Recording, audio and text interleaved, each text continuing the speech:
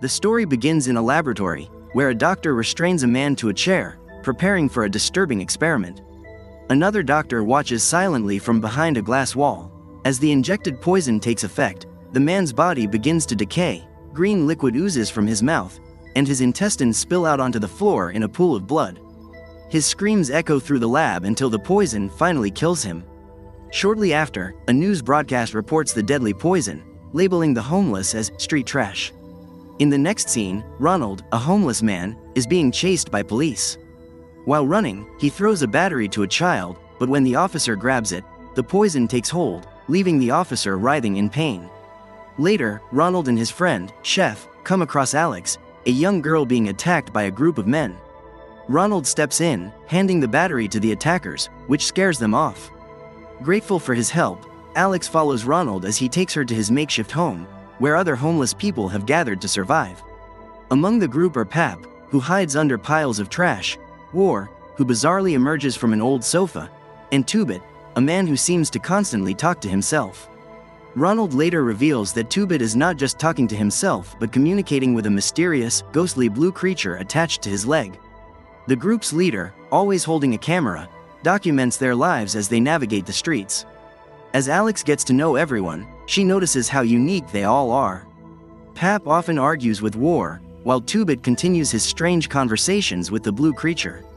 Ronald and Chef explain to Alex that they are like onions, layered with hidden resilience and worth, even though society sees them as worthless. They begin teaching her self-defense, and after several lessons, she proves her strength by punching Chef hard enough to make him bleed, earning his respect. One day, while sneaking around, the group overhears a businessman giving a speech. He claims to have created a machine to clean the streets by eliminating trash, a coded reference to targeting homeless people. Realizing the dangerous implications, Ronald, Alex, and Chef discuss the situation but are forced to flee when security catches them. Meanwhile, the businessman visits a lab where a doctor shows him a woman locked in a cage. Her disfigured face and twisted body display the poison's horrific effects. The businessman and the doctor release toxic gas into the cage, watching coldly as the woman dissolves into a green, bubbling mess. Back on the streets, Alex notices a delivery truck. She impulsively hops in and drives off with Ronald and Chef, leaving the confused delivery man chasing after them. The group laughs as they escape. That evening, they celebrate their success with stolen food and drinks. War amusingly uses a single toothbrush for both his teeth and shoes. Ronald, who secretly trades batteries for cash on weekends, begins sharing more about his life. The group becomes closer as Alex bonds with them, while Tubit, encouraged by the ghostly creature, drinks and dances. One night, Alex questions Tubit about his behavior. He opens up, sharing stories about his tattoos and revealing a softer, vulnerable side. The story takes a darker turn when a man scavenging in a dumpster encounters the businessman's machine. When he mocks it, the machine sprays toxic gas, reducing him to a melted, green puddle, a grim warning about the dangers facing the homeless community. The group's peaceful moments are soon interrupted when the same drug dealers who previously attacked Alex invade their hideout. A violent fight breaks out. Ronald is struck with a bat, but Tubit steps up, courageously defending his friends and driving the attackers away. After the fight, Ronald sits alone, smoking and lost in thought. Alex joins him and opens up about her painful past. Her father was murdered during a night shift, her mother died unexpectedly, and her younger sister was taken away by soldiers. Overwhelmed, Alex breaks down in tears. Ronald comforts her, encouraging her to stay strong and keep fighting. The group's survival tactics come into focus when Pap and War trick a passerby into dropping his papers. Ronald steps in, pretending to help, but secretly steals the man's wallet. Meanwhile, Alex, disguised as a mechanic, cons another man and steals his briefcase. Despite being hit and falling, she fights back, showing her growing strength and determination.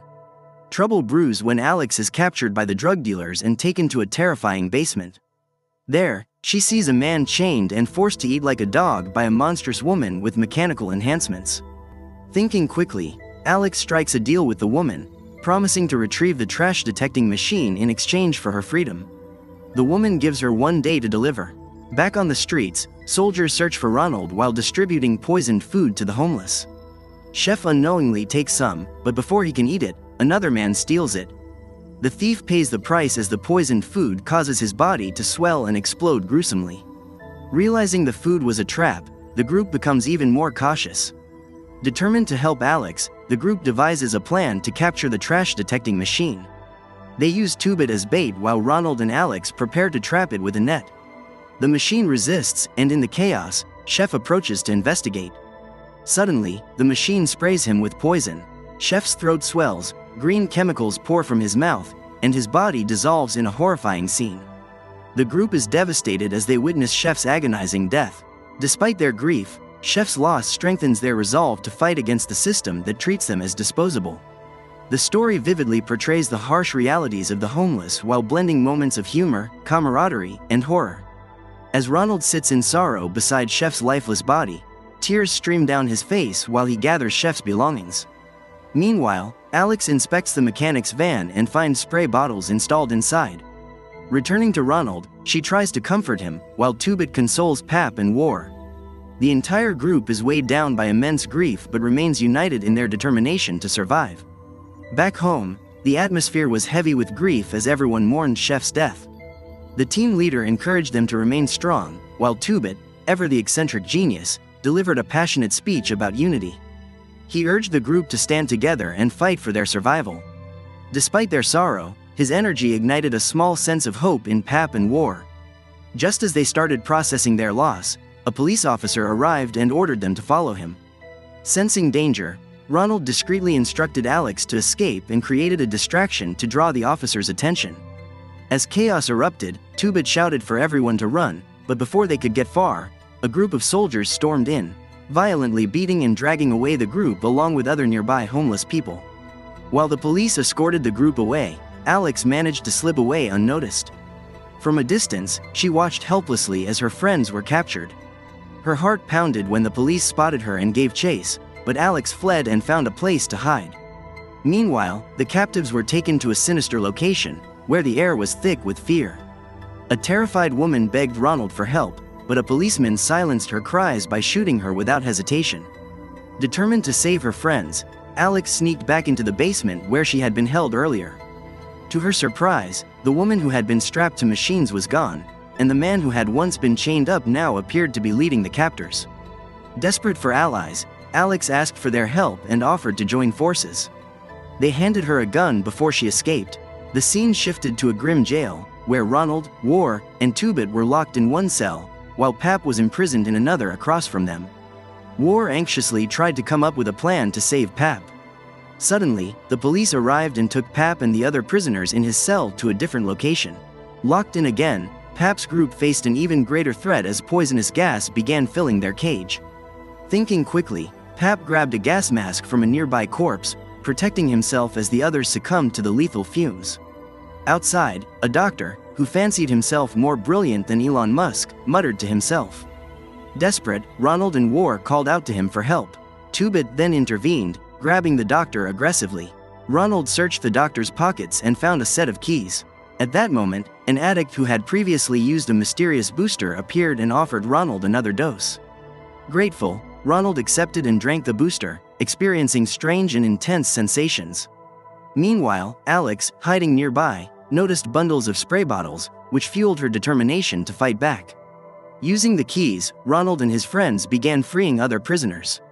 Empowered by the booster, Ronald felt a surge of animalistic strength.